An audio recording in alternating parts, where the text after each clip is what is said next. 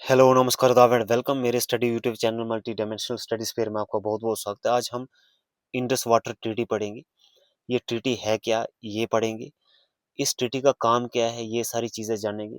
उसके बाद हम इस ट्रीटी का जम्मू एंड कश्मीर पे इम्पैक्ट क्या है, ये जानेंगे। इसमें रिसेंट डेवलपमेंट्स क्या हुई हैं, ये जानेंगे। और इसके बाद इसमें ये रिसेंटली न्यूज़ में क्यों हो रही है, ये जानेंगे।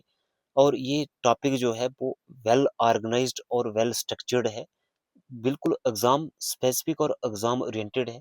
तो इसको ध्यान से देखना। सबसे पहले पढ़ते हैं कि व्हाट इट इज, ये है क्या, ये जानते हैं कि इंडस वाटर ट्रीटी जो है ये साइन कब हुई है। ये 19 ऑफ सितंबर 1960 में हुई है, बिटवीन इंडिया और पाकिस्तान हुई है। और की किस किसने, prime minister of India Jawaharlal Nehru and president of Pakistan Ayub Khan, इनके बीच हुई है। और इसके बाद वर्ल्ड बैंक जो है इसने मध्यस्थता का काम किया है, मतलब लिंकर का, जा दोनों के बीच की एक ब्रिज का काम किया है। जब भी दो पार्टीज कि आपस के रिलेशन इतने अच्छे नहीं होते तो एक थर्ड न्यूट्रल पार्टी उसमें रोल प्ले करती है, दोनों के बीच के गैप को ब्रिज करने के लिए, गैप को फिल करने के लिए, जब मध्यस्थता का काम करती है। तो इसी वर्ल्ड बैंक ने मध्यस्थता का काम करके इस एग्रीमेंट को फाइनलाइज किया, जिसकी वजह से इंडस वाटर ट्रीटी 1960 को साइन हुई। अब जानते हैं कि ये इतनी महत्वपूर्ण, इतनी इंपॉर्टेंट क्यों है। ये इसलिए बहुत ही जरूरी है क्योंकि ये मोस्ट सक्सेसफुल इंटरनेशनल ट्रीटीज में से मानी जाती है, जो कि तीन वार्स जो इंडिया और पाकिस्तान के बीच हुई हैं, 1965, 1971 और 1999, इन तीनों वार्स में भी ये कंटिन्यू रही है, मीन्स इसने सर्वाइव किया है, सस्पेंड नहीं हुई है। इसलिए ये बहुत ही इंपॉर्टेंट मानी जाती है। और ये साइन कब हुई है, after the problem created by the partition of 1947। जैसे ही देश बंट गया, देश का बंटवारा हुआ, दो हिस्सों में बंट गया, तो बंटने के बाद इस ट्रीटी को साइन करना जरूरी हो गया, क्योंकि पानी को भी दोनों देशों के बीच डिवाइड होना करना था। अब कितना पानी किस कंट्री को मिलेगा, देखो क्वेश्चन की फॉर्म में लिखा हुआ है मैंने, ताकि क्वेश्चन और आंसर उसके दिए जाएं। जैसे एक पूरा क्वेश्चन और आंसर सेशन चल रहा है, तो पाकिस्तान को मिलना था 80% वाटर। तो इसमें ये डिसाइड हुआ कि भाई 80% of the water will get the Pakistan and remaining 20% of water will get India. इस ट्रीटी के अकॉर्डिंगली बात कर रहा हूँ कि ऐसा 20% इंडिया को मिलेगा और 80% पाकिस्तान को मिलेगा। ट्रीटी में ये डिसाइड हो गया 1960 में।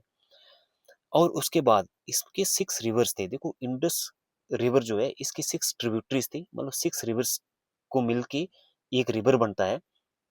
अब इन 6 जो ईस्टर्न फ्लोइंग रिवर्स थे वो, उसका पानी इंडिया को मिलना था, जिसमें रावी, ब्यास और सतलुज, ये इंडिया के हिस्से में आया। क्योंकि पाकिस्तान के पर्सपेक्टिव से देखा जाए तो पाकिस्तान की ईस्ट वाली साइड इंडिया है और वेस्टर्न साइड पाकिस्तान है। तो वेस्टर्न रिवर्स पाकिस्तान को मिले, जिसमें आते हैं इंडस, झेलम और चिनाब, जो वेस्टर्न फ्लोइंग रिवर्स हैं। तो ये मिले पाकिस्तान को। अब देखा जाए तो पाकिस्तान की, ऐसा भी पूछा जा सकता है, एक और क्वेश्चन यहाँ से निकलता है कि इन जो रिवर्स हैं इनका ओरिजिन ऑफ कहाँ से, सोर्स ऑफ ओरिजिन कहाँ कैसे। जैसे अगर रावी की बात करें तो रावी का सोर्स ऑफ ओरिजिन रोहतंग पास है, ब्यास का सोर्स ऑफ ओरिजिन भी रोहतंग पास ही है। उसके बाद हम सतलुज की बात करें तो सतलुज का जो ओरिजिन है, it originates from the Rakshastal lake, ठीक है, तिब्बती प्लेटो, जो नियर मानसरोवर लेक है। इंडस की बात करें तो इंडस का सोर्स ऑफ ओरिजिन है near Mansarovar lake, Kailash mountain range में, जो कि कहाँ से निकलता है, बुकारचू ग्लेशियर, जिसको लोकली भाषा में कहा जाता है सिंगी खाम्बन, सिंगी खाम्बन या लाइन्स माउथ भी कहा जाता है। तो उसके बाद अगर हम झेलम की बात करें तो झेलम का वेरीनाग से ओरिजिन है होता है, और चिनाब का ओरिजिन होता है बारालच्छा पास से। अगर हम देखें तो ये जो रावी, ब्यास और सतलुज रिवर हैं, these rivers were fully given to India. इसका पानी फुल्ली इंडिया यूज कर सकता था, ऐसा डिसाइड हुआ था वहां पे, 1960 की बात कर रहा हूँ। और इंडिया बिना किसी रिस्ट्रिक्शन की, ना बिना किसी रोक टोक के इसका पानी यूज कर सकता था, ऐसा बोला गया। और इंडिया अब इसका ऐसा पानी यूज कर रहा है। अब इसके बाद जो पाकिस्तान, ऐसा बोला गया ट्रीटी में कि पाकिस्तान जो है इंडस, झेलम और चिनाब का पानी बिना किसी रोक टोक के उसको यूज करना है, और उसको इंडिया को पाकिस्तान के लिए फ्लो होने देना विदाउट कंस्ट्रक्टिंग बिगर और लार्जर डैम्स। अब इसके बाद देखें तो देखो ये जो इंडस, झेलम और चनाब रिवर्स हैं, इसका पानी इंडिया यूज कर सकता था सिर्फ किस किस चीज के लिए? ड्रिंकिंग पर्पस के लिए यूज करेगा ऐसा बोला गया, या स्मॉल इरिगेशन के लिए यूज करेगा ऐसा ट्रीटी में बोला गया, फिशरी के लिए यूज करेगा, या फ्लड कंट्रोल के लिए यूज कर सकेगा। और उसके बाद बोला कि रन ऑफ रिवर प्रोजेक्ट के लिए भी यूज कर पाएगा, ऐसा ट्रीटी में बोला गया। रन ऑफ रिवर वो प्रोजेक्ट होते हैं जिसमें आप बड़ा डैम नहीं बना सकते हो, हाँ छोटा मोटा पानी स्टोर करके फिर वहां से पानी को यूज करके पावर जनरेट कर सकते हो, हाइड्रो पावर प्रोजेक्ट लगा सकते हो। जैसे कि पानी को एक हायर एलिवेशन पे लेके गए, वहां से पानी को गिराया कैनाल कैनाल के थ्रू या कोई पाइप के थ्रू, फिर टरबाइन घुमा के या हाइड्रो पावर प्रोजेक्ट लगा दिए, उस ऐसे पर्पज के लिए इसके लिए यूज कर सकते हो। लेकिन ऐसा नहीं था कि बिगर डैम कंस्ट्रक्ट कर सकते हो for the generation of hydro electricity, ऐसा नहीं कर सकते हो। उसके बाद अगर हम देखते हैं परमानेंट इंडस कमीशन क्या है, देखो कमीशन की बात करें तो कमीशन एक formally appointed group of expert या ऑफिशियल होता है जो कि काम करता है इन्वेस्टिगेट करने का, कोई एडवाइस करने का, एडवाइस करना या रेगुलेट करना, कोई भी स्पेसिफिक पर्पस या कोई भी मैटर उसको असाइन हुआ हो उस पर काम करता है। और दो प्रकार के होते हैं, एक होता है परमानेंट कमीशन और एक होता है अडॉक कमीशन। परमानेंट कमीशन की बात करें तो वो परमानेंटली काम करते हैं, उनको उसके काम जो भी उसको असाइंड होता है उस काम के बाद भी वो कंटिन्यू करता है। जैसे कि for example election commission of India की एग्जाम्पल ले लेते हैं, या फाइनेंस कमीशन ऑफ इंडिया की एग्जाम्पल ले लेते हैं, ये परमानेंट कमीशन हैं। अडा कमीशन वो होते हैं जिनको जो काम असाइन होता है वो काम अगर जैसे ही कोई रिपोर्ट सबमिट कर दी, वो काम कर दिए, तो उसके बाद वो डिजॉल्व उसको खत्म कर दिया जाता है। जैसे कि सरकारी कमीशन बना था हमारा, मंडल कमीशन को एक काम असाइन किया था, जैसे ओबीसी के बारे में या कुछ जो मिला था काम, उसके बाद उसको डिजॉल्व कर दिया गया। तो ये अडा कमीशन की एक एग्जाम्पल दी मैंने आपको। इसके बाद जो बात करें इंडस ट्रेटी कमीशन की, परमानेंट इंडस कमीशन की, तो ये दोनों कंट्री में एक एक कमिश्नर है।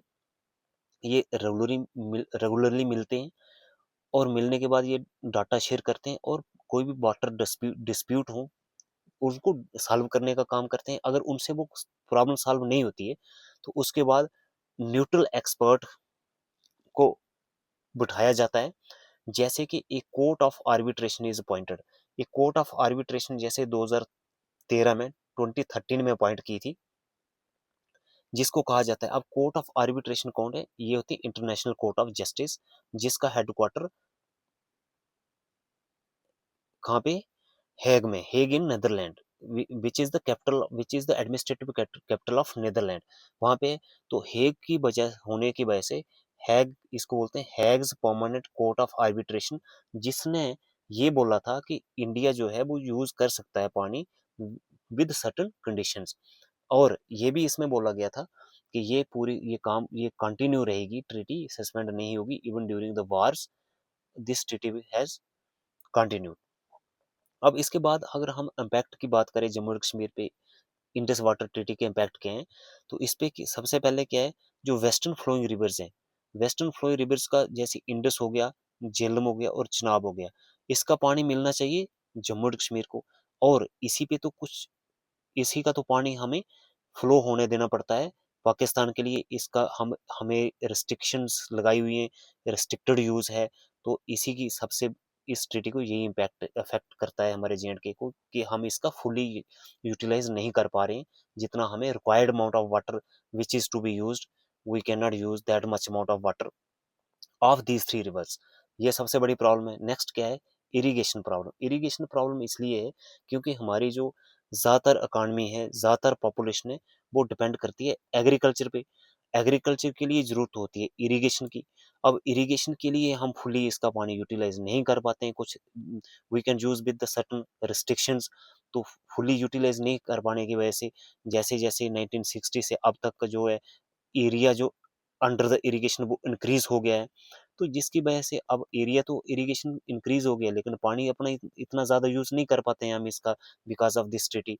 तो इस वजह से हमारी जो इकॉनमी है वो भी डिक्लाइन हो रही है। इकॉनमी उतना फुल्ली इसको हम फुल्ली पोटेंशियल को यूटिलाइज नहीं कर पा रहे, जितनी इकोनॉमी को हम एक्सपेंड या ग्रोथ कर पाए वो नहीं कर पा रहे हैं। उसके बाद डैम और प्रोजेक्ट रिस्ट्रिक्शंस की बात करें तो जम्मू एंड कश्मीर में हम बड़े डैम्स इस पे बना नहीं सकते हैं क्योंकि हम पे रिस्ट्रिक्शंस हैं।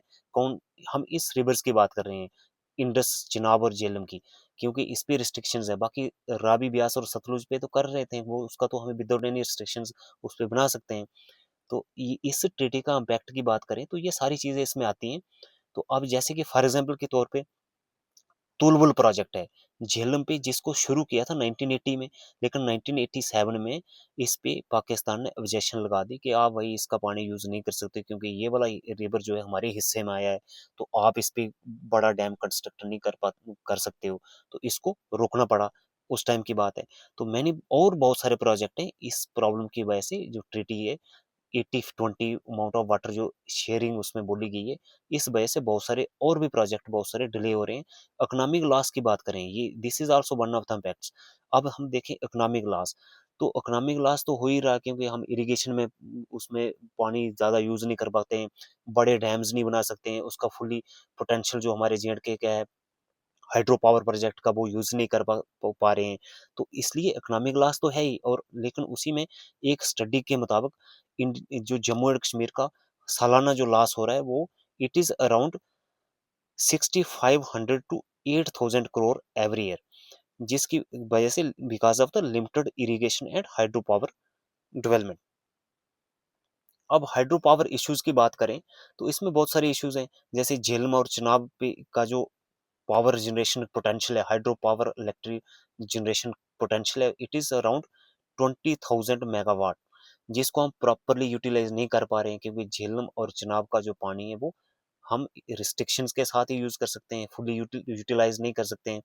लेकिन India can only build run over run of river, वही रन ऑफ रिवर प्रोजेक्ट, क्योंकि इसमें हम बड़े डैम्स नहीं बना सकते हैं।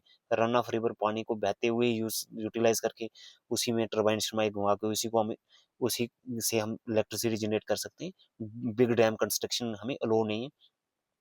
सिर्फ J and K only 19% of its power potential utilise कर पा रहा है अभी तक, जो भी टोटल कर रहा है। तो इससे क्वेश्चन निकल सकता है कि जे एंड के कितना पोटेंशियल यूटिलाइज कर पा रहा है for the generation of hydro electricity.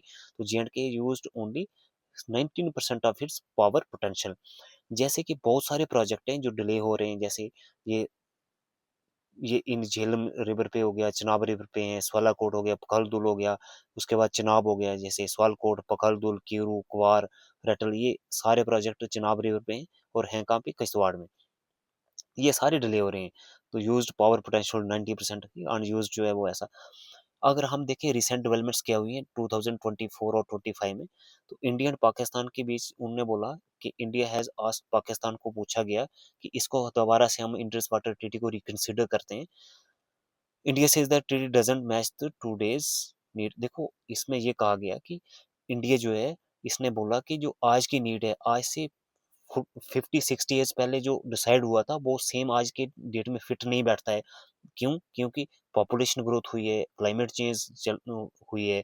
उसके बाद जैसे टेररिस्ट अटैक हुआ अप्रैल 2025 में, इंडिया ने अनाउंस किया कि हम इस ट्रीटी को सस्पेंड करने जा रहे हैं। उसके बाद India is now speeding up Chenab project. अब चिनाब प्रोजेक्ट हम इसमें स्पीडिंग अप और तेजी से बना रहे हैं प्रोजेक्ट, और पावर जनरेशन कैपेसिटी, अपनी पोटेंशियल कैपेसिटी को इंक्रीज कर रहे हैं, जैसे पखालदूल हो गया, कीरू, कवार, रेटल, टोटल कैपेसिटी जिसकी 3014 मेगावाट है। लेकिन पाकिस्तान उसको अपोज कर रहा है। पाकिस्तान को ये चीज़ डाइजेस्ट नहीं हो पा रही है क्योंकि जिन रिवर्स का पानी पाकिस्तान को यूटिलाइज करना था उस पे अब हम जिस अपने जो प्रोजेक्ट है वो ज़्यादा स्पीड से बना रहे हैं, कंस्ट्रक्ट कर रहे हैं।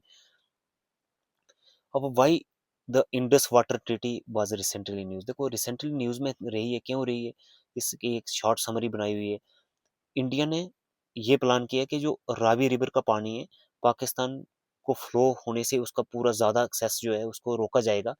क्या करके, शाहपुर कंडी डैम जो है, डैम कंस्ट्रक्ट करने की वजह से उसको पानी को रोका जाएगा। फुली जो फ्लो हो रहा है उसको नहीं होने दिया जाएगा, कुछ हद तक उसको रोका जाएगा। The project will benefit Kathua and Samba Kandi area by providing the irrigation water. तो इसमें से जो पानी डैम कंस्ट्रक्ट करना था, इसमें से इरिगेशन पर्पज के लिए इस पानी को हमने यूटिलाइज करना था। तो the dam was planned in 1979, foundation laid by the Indira Gandhi in 1982। इसमें ऑलरेडी डिसाइड ऑलरेडी इसका प्लान किया जा चुका था 1979 में, but delayed due to the dispute between Pakistan, between Punjab and Jammu and Kashmir. तो अब इसका रिसेंटली इसी चीज को दोबारा फिर से ये दोहराया गया था, इसलिए ये न्यूज में रहा। और इंडस वाटर ट्रीटी अपडेट की बात करें तो आफ्टर 2025 पहलगाम अटैक के बाद इंडस वाटर ट्रीटी को टेम्परेरी सस्पेंड किया गया और इंडिया ने इसको लिंक कर दिया गया water cooperation with the Pakistan to the issue of terrorism. ठीक है, तो टेररिज्म की वजह से इसको सस्पेंड किया गया था। तो कोऑपरेशन और टेररिज्म इकट्ठा नहीं चल सकता है, ऐसा कहा गया। Earlier Pakistan had right over, देखो अर्लियर राइट जो दिए गए थे, इंडस चिनाब, झेलम और चिनाब का पानी जो पाकिस्तान को फ्लो होने देना था under the treaty of Indus water treaty. और उसके बाद जो आरबीएस, रावी, ब्यास और सतलुज का इंडिया को यूज करना था। Now India is accelerating the hydro power project, लेकिन इंडिया हाइड्रो पावर प्रोजेक्ट को एक्सलेट कर रहा है और तेजी से बढ़ा रहा है, स्पीड अप कर रहा है कंस्ट्रक्शन, और स्पीड अप तेजी पकड़ी है कंस्ट्रक्शन ऑफ डैम्स ने। जैसे स्वालाकोट हो गया, रेटल, बुरसर, पखलदुल, कवार, Kiru and क्रथाई 1 and 2, stage 1 and 2 है ये। तो ये का सारे चिनाब वगैरह पे चिनाब पे हैं, तो जिसका पानी पाकिस्तान के लिए बोला गया था as per the treaty of Indus water treaty. In short में कहें, India is redirecting river water for its own use and changing its water policy towards the Pakistan। तो ऐसा ये है कि ये वाटर पॉलिसी कुछ हद तक it has undergone through certain modifications from the original one. तो ये चीज़ है इसमें बोलेगी। अगर हम फाइनल समरी की बात करें तो eastern flowing rivers fully India, ऐसा ही एज पर द ट्रीटी है। Western flowing river mostly to Pakistan, India gets only 20% water, Pakistan gets 80% water. ये बिल्कुल समरी है, समराइज किया गया है। The treaty help maintain peace between India and Pakistan, but many people in Jammu and Kashmir, कुछ जम्मू एंड कश्मीर के लोगों को लगता है कि ये सारी चीज़ें जो इट लिमिट्स द इरीगेशन। सही बात है कि भाई इसमें limited amount of water use कर पा रहे हैं, we can not use the fully amount of water which is we required to be use. तो इट्स लिमिट जो बिग डैम नहीं बना सकते हैं, we are not allowed to construct the big dams, ये भी सही बात है। It's it slows power development, ये भी सही बात है। We can not utilise our fully potential of to generate the hydro power projects which is around 20,000 megawatt. तो ये नहीं कर पा रहे हैं। और it causes the economic loss, तो हो ही, अगर ये सारी चीजें नहीं हो रही हैं तो इकोनॉमिक लॉस तो ऑटोमेटिकली हो ही रहा है। Now there is a debate about whether the treaty should be changed और नॉट। तो ये डिबेट अब चल रही है कि इसको फिर से मॉडिफाई किया जाए, चेंज किया जाए, क्योंकि ये आज के डेट को में फिट नहीं बैठती है, जो कि आज से 40-50 साल पहले फिट बैठती थी। तो आई होप कि आपको लेक्चर अच्छा लगा होगा। जय हिंद, जय भारत।